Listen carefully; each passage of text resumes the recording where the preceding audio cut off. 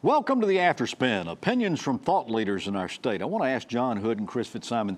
The legislature has returned, and all eyes are watching to see how Governor Cooper and the lawmakers are going to get along. Many hope for a less combative, more bipartisan attitude than has been seen recently.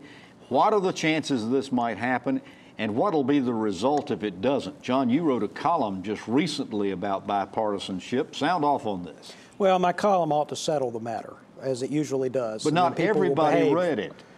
I think you're mistaken, Tom.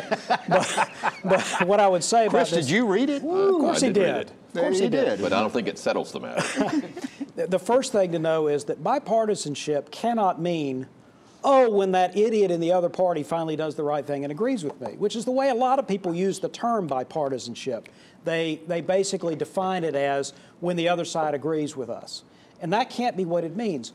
The truth is that some people are rooting for a cage match, and some people are rooting for a campfire song, and we're not going to see either one of them. We're going to see, on some matters, lots of fights. I think the budget, probably the Governor Cooper will propose a budget the legislature won't like. They'll do their own budget. He'll veto. They'll override. So we'll see some fights.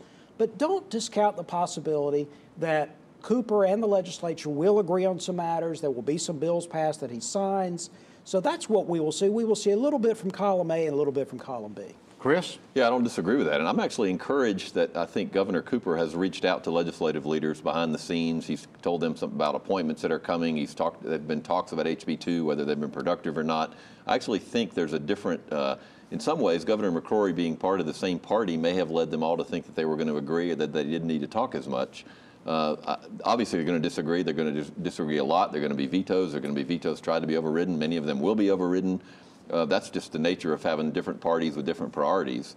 But I hope we can do that in a way that doesn't get into this bitter name calling. I mean, we do have a divided government, and people who support Roy Cooper want one thing done, and the legislature on a lot of things wants different things done. But there are areas where they agree. I think as long as everybody does this in a respectful way, that's the whole point of democracy. So are we going to see a lot of fireworks? I think we'll see the governor and the legislature disagreeing, and the governor will go to the people as he has the right to do, and the legislature. He's already shown he'll use the bully pulpit. He will, and I think it'll be a very interesting. That's what divided government's about. That's what democracy is about, and the people will have the ultimate call on this.